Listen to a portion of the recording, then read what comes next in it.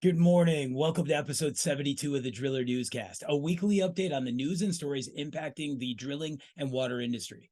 I'm your host, Brock Yordy, and this week's episode is featured interviews from the South Atlantic Jubilee, our great mid-year drilling conference that happens in Myrtle Beach, South Carolina. It's always the last weekend of July, beginning of August. And if you're not attending this conference, you need to be. We should start our year by going to the NGWA fly-in in March, along with our association conferences that happen then, and work as a community to advocate for what's important for us and be up to date. Then we have this great mid-year conference and we wrap it up with the National Groundwater Show and IGSPA.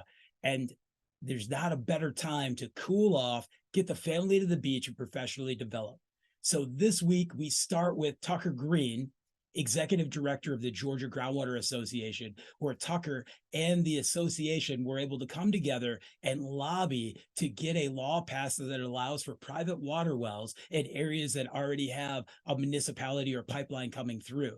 There's only 3 states in the nation, Georgia, New Hampshire, and Missouri, that have laws like this. But as we were there working together as a community and listening and learning, now North Carolina and South Carolina are working on their own initiatives. Next, we're going to jump over to Gould's Xylem, where at the conference, they had families coming together and creating hygiene packets to be able to send out to displaced individuals and shelters. And they have a great hygiene and groundwater initiative that he's going to talk about. It's a lot of fun to hear from Nick and what they're doing there. Our feature this week is 2 great industry friends. That's Chris with DJ Pump Services, who's going to talk about all the great 20-year-olds he's gotten hired that are working for his company and how he's growing with this next generation. And then finally, we're going to jump to Aaron Maurer of Matrix Drilling Products, who's going to talk to us about how great it is to be in this industry, travel, and to stop and smell the roses. I hope you enjoy. Hi, this is Brock Yordy with the Driller Newscast. We're live at the South Atlantic Drilling Jubilee. And earlier I was talking with Jesse Richardson, and he talked about, hey, I got to go talk with the folks of Georgia because there's some exciting legislation that had just gone through that is very important for water well drillers, drilling companies, residential homes to understand. There's only really about 23 to 26 million private water wells in the United States right now. And the solution has been, let's push pipelines farther out. So I have Tucker Green here. And what was your role in this, Tucker? Well, thanks for having me on. I'm Tucker Green, the Executive Director of the Georgia Groundwater Association, and we represent roughly 300 water well contractors and pump contractors in Georgia. We just have a great association, has a long history of being proactive in working with the Georgia legislature, working with state agencies to make sure we're protecting groundwater rights in the state.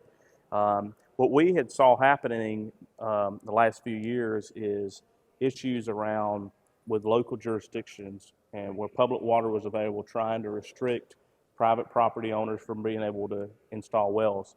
So we took a proactive step. We had some meetings earlier this year. We had our water well contractors, some of our board members came to Atlanta.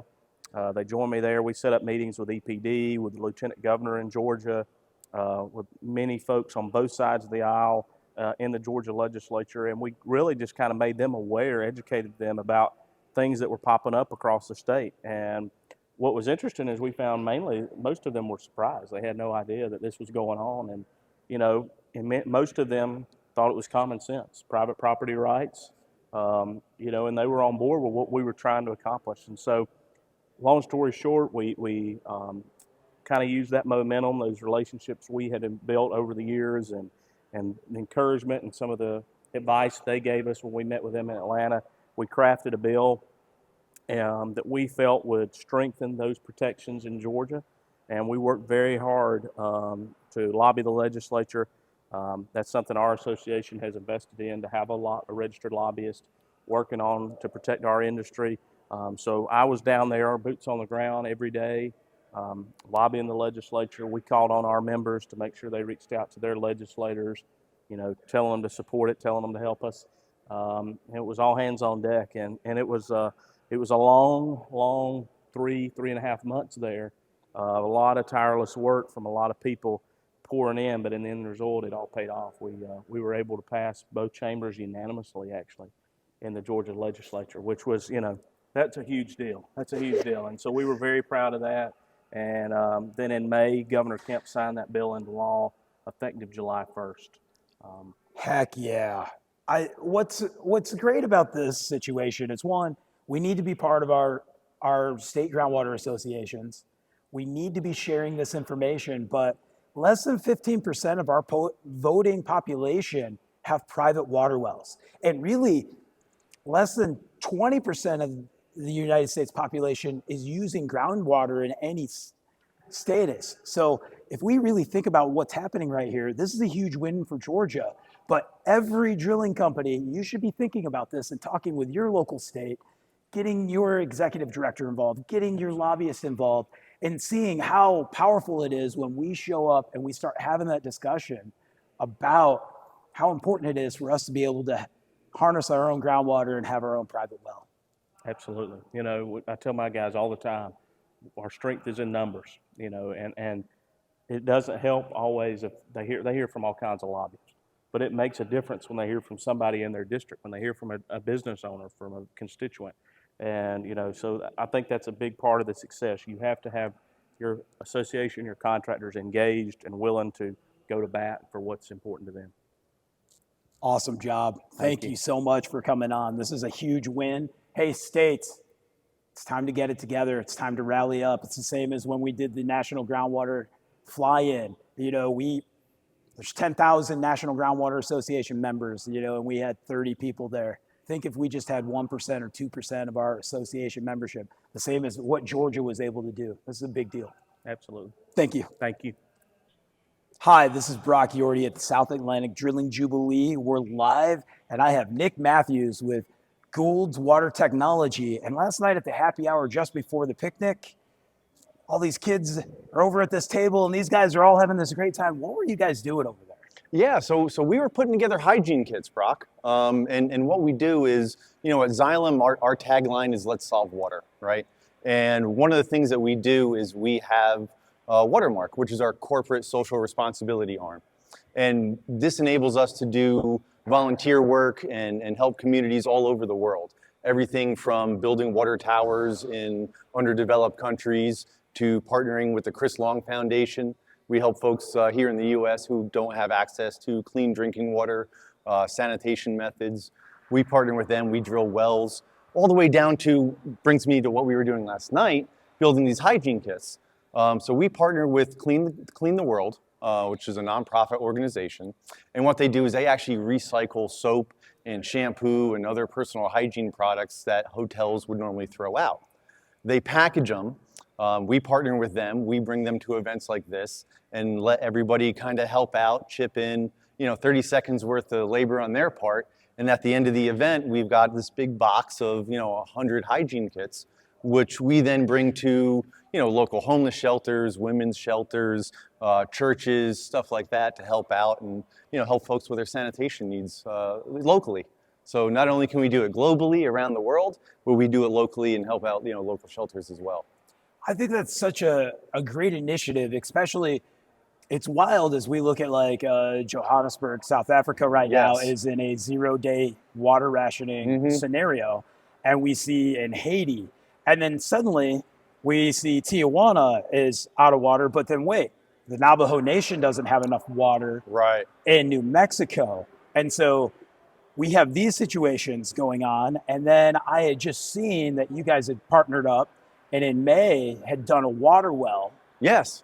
Yep. And you're involved in that. And it's, I think we take it for granted here in the States, but there's also situations in the States where, we don't have access to clean water. Absolutely. People here in our own country have issues getting access to clean water. It's a lot of time it's rural areas. It's areas where, municipal water just doesn't exist and probably never will. It's these remote areas. So we're lucky enough to be able to reach out, through help with the Water Well Trust and others, identify those people in need, and then partner with other nonprofits and go out and really make an impact within those communities and especially for those individuals. That is awesome. Great job, Goulds and Xylem, for being a humanitarian effort at clean water globally and locally. Absolutely. It's something we strive for. Brock, Thank you. thanks for having me on. Hi, this is Brock Yordy, the Driller Newscast. We are live at the South Atlantic Drilling Jubilee, and I have a good industry friend, Chris, out of Georgia. What Georgia. company are you with? I'm with DJ Pump Service, Greenswater Well. We own 2 companies. We have about 30 employees. We have 5 secretaries. We just purchased a rig at the show. What rig did you get? We got a Jeffco 40K. Wow, Yep. that's an investment at this time. Substantial investment. Okay, same investment.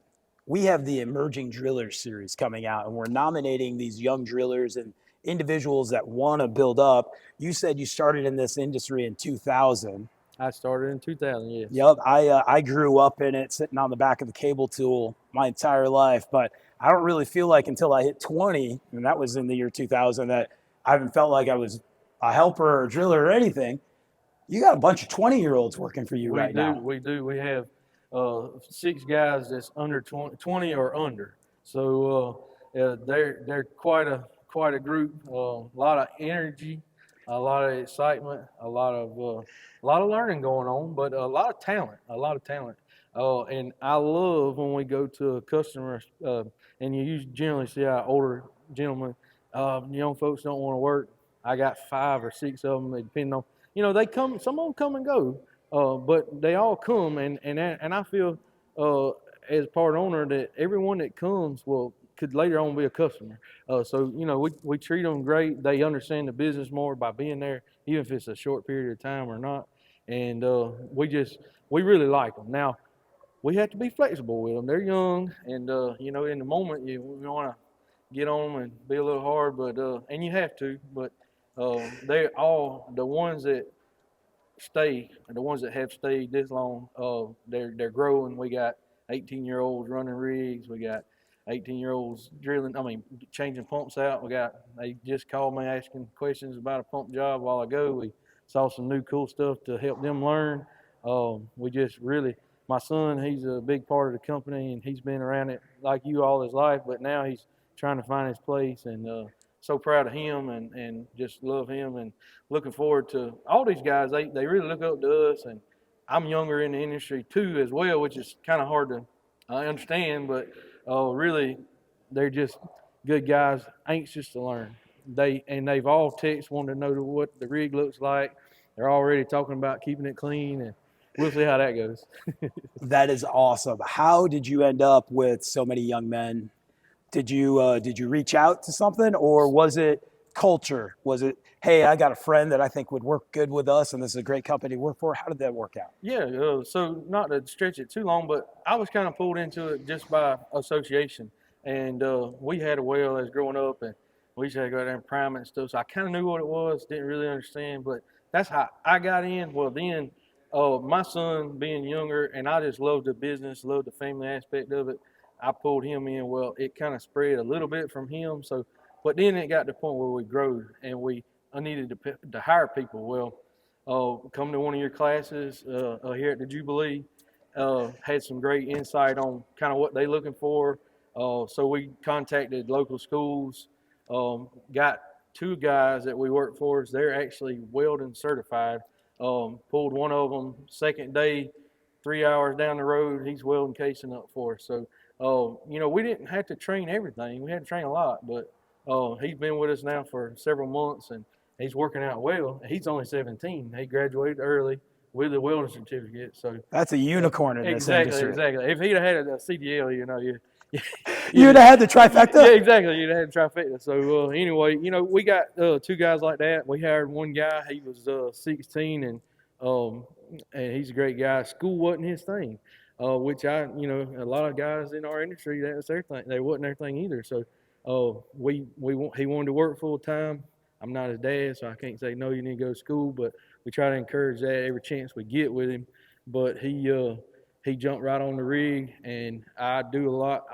I manage all the rigs. We have 5 rigs that we run, and so I'm on the phone a lot. So I'm like, all right, look after this, and within a few weeks he just took to it, and now he's 18. He's drilling wells for us. I love He's it. not the fastest driller, and he's not the most anything, but he's dedicated and he's there, and he's growing in the industry, and he loves it too. So they all love the drilling Facebook. Well, you know, you gotta nominate some of these guys for the Emerging Driller Series. We already working on it. My wife and I, we discuss how we're gonna try to get them all in there. So, Awesome. So yeah. Thank you, my friend. Yeah, It's thank you, always man. great to see you Yeah, at the great show. to see you too.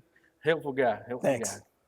Hi, this is Brock Yordy, the Driller Newscast, and I have a great industry guru, knowledge sharer, and friend, Aaron Maurer with Matrix Drilling Products.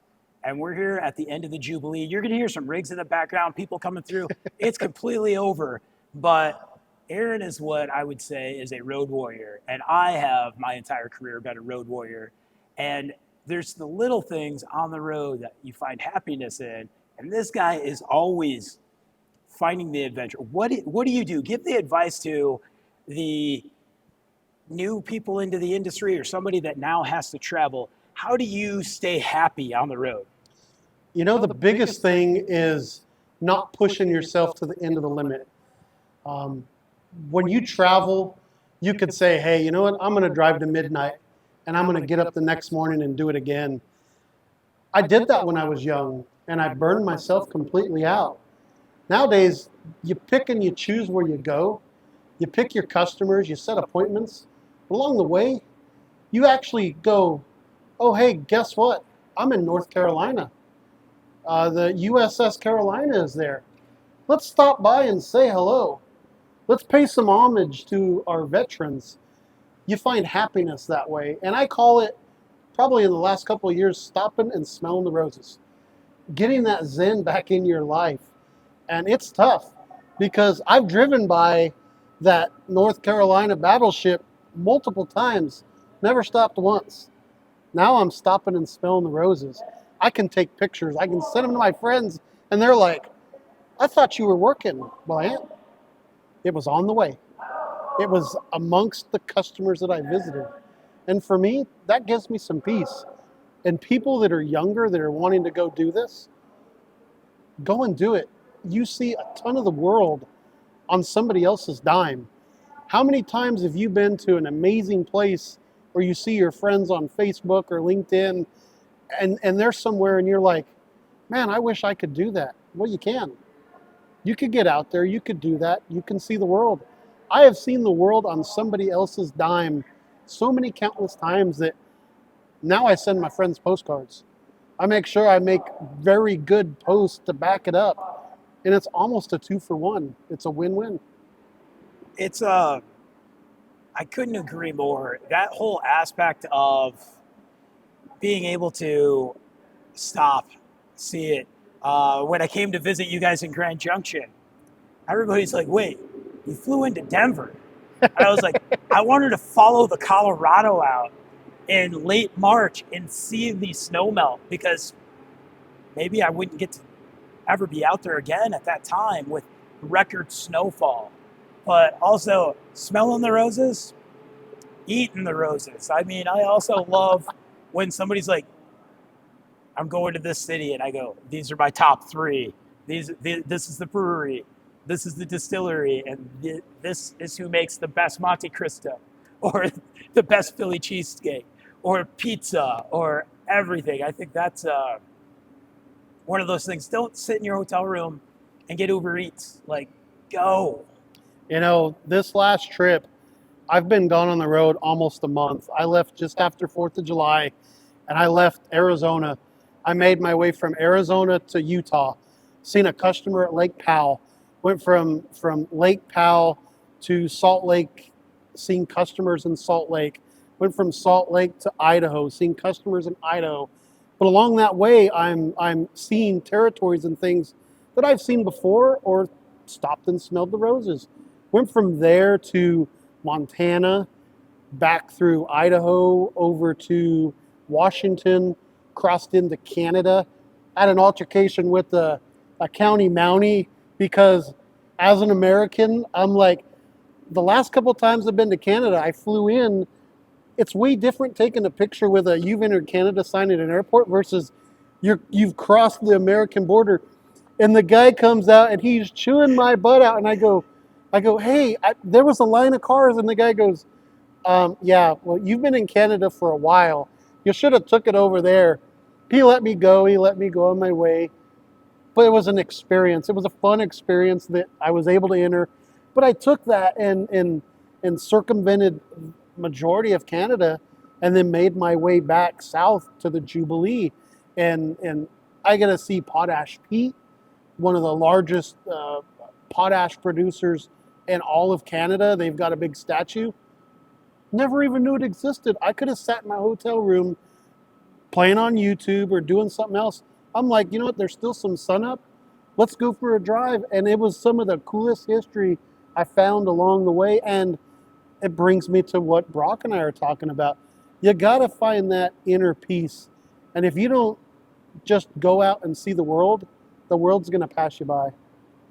Couldn't agree more. And the drilling industry, when you do end up out in the Western United States or in Michigan or whatnot, there's some great drilling history out there. There are mining towns that are insanely proud.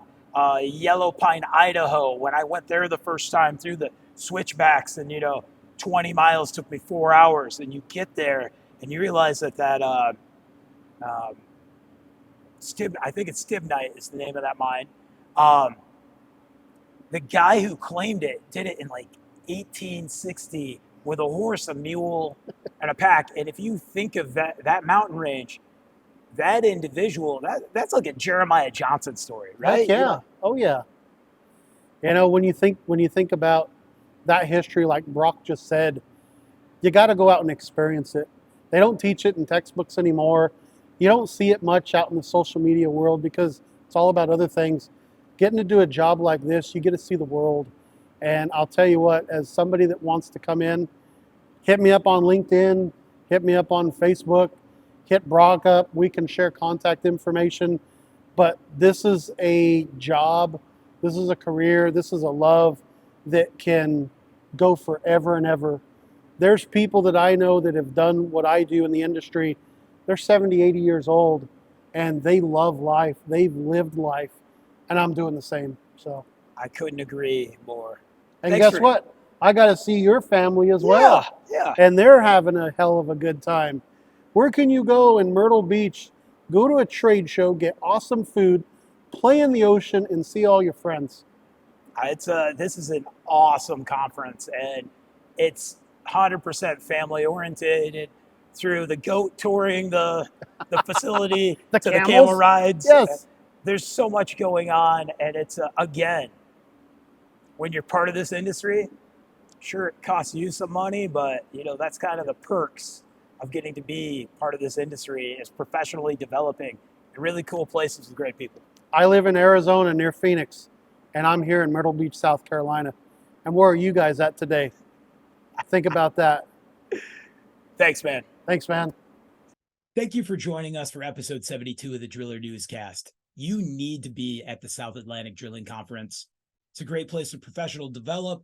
You can get some CEUs. And as a community, when we come together, we get big initiatives done. We need to advocate for groundwater and drilling and environmental stewardship as much as we can. And this is a great time to do it. We start the year off with the fly-in, and we end the year with the big national show in IGSPA. This is a great time to stop and, just like Aaron said, smell the roses.